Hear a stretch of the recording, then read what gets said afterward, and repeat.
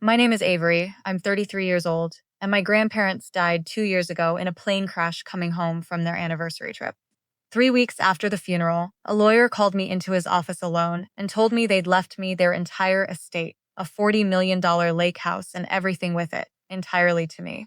Not divided, not shared, just me. Weeks later, two uncles showed up on my porch at night with a stranger, telling me I had until the weekend to pack and leave. I told them I'd make a phone call in the morning. They laughed. If you truly love and appreciate your parents, take just 1 second to subscribe to this channel. It means a lot to us. And before you go, tell me in the comments, which country are you watching from? I was 19 when my grandparents, Harold and Rose, basically raised me through the hardest years of my life.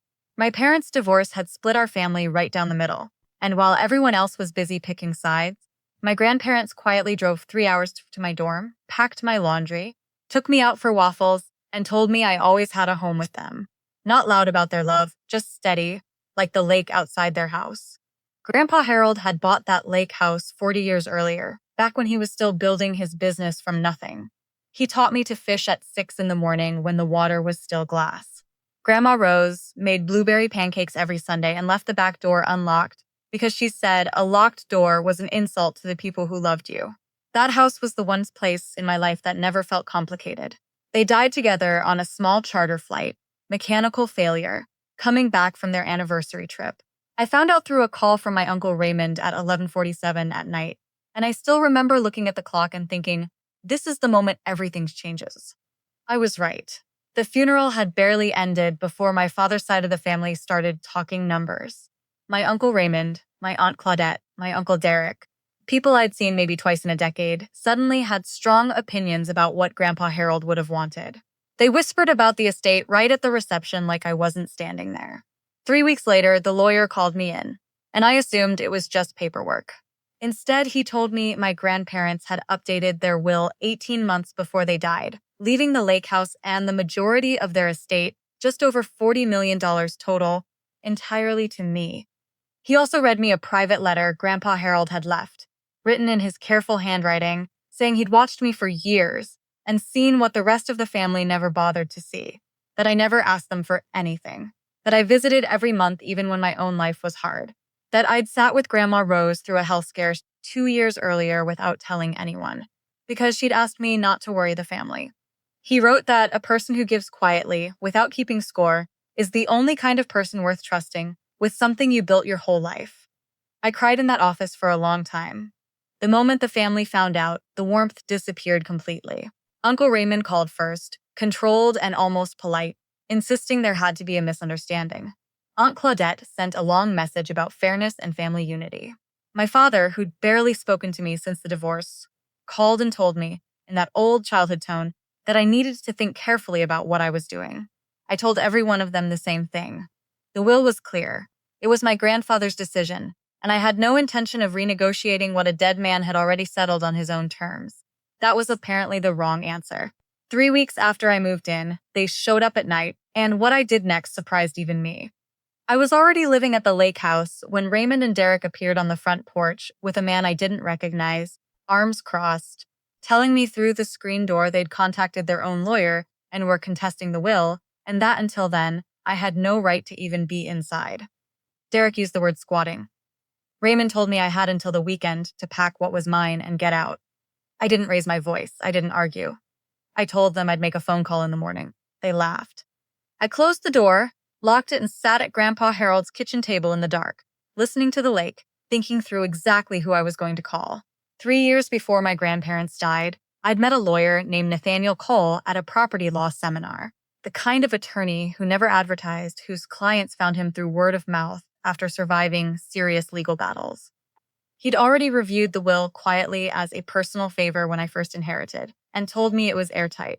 That morning, I called him at 7:45. He picked up on the second ring, and I told him everything: the porch, the stranger, the word squatting, the weekend deadline. After a short pause, the kind where I could tell he was organizing his thoughts rather than hesitating, he told me the unnamed man was almost certainly a process server or a junior associate sent to intimidate me. He said a will contest against a document drafted by a senior estate attorney, properly witnessed and updated with full legal clarity 18 months before death, had an extremely narrow chance of succeeding. What Raymond and Derek had done showing up at night wasn't legally actionable at all. It was performance. Then he told me something I wrote down on the back of a grocery receipt so I wouldn't forget it. People who come to your door at night making noise are people who already know they can't win in a courtroom. They're hoping you don't know that yet. He said he'd make 3 calls before noon, one to the attorney who drafted the will, one to the county property office to formally document my residency, and one to whoever Raymond's lawyer turned out to be, making it clear that any further pressure would trigger a harassment filing that same afternoon. He asked if I wanted to proceed. I told him yes. He told me to stay inside, open the door to no one I didn't recognize, and let him work. I spent that whole morning walking slowly through every room of the house, Grandpa Harold's fishing rod still lined up by length on the wall, Grandma Rose's reading chair still holding a folded blanket and an unfinished paperback. I didn't move a single thing.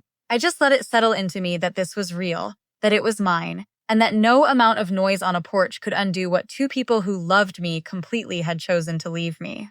At 11:18, Nathaniel called back. Raymond's lawyer, a general business attorney, with little estate litigation experience, had gone quiet the moment Nathaniel laid out the will's legal footing, my documented residency, and the harassment exposure they were risking. He'd said he needed to consult his clients before any next steps. Nathaniel told me that was lawyer language for, "This case is going nowhere, and I need to tell them to stand down." That same afternoon, Raymond called. All the performance energy from the night before was gone, replaced by a flat, controlled voice, with something underneath it I eventually recognized as embarrassment. He said they'd spoken with their attorney, and there would be no further action regarding the property. No apology, no explanation. Just about 45 seconds, ending with him hoping we could move past this as a family.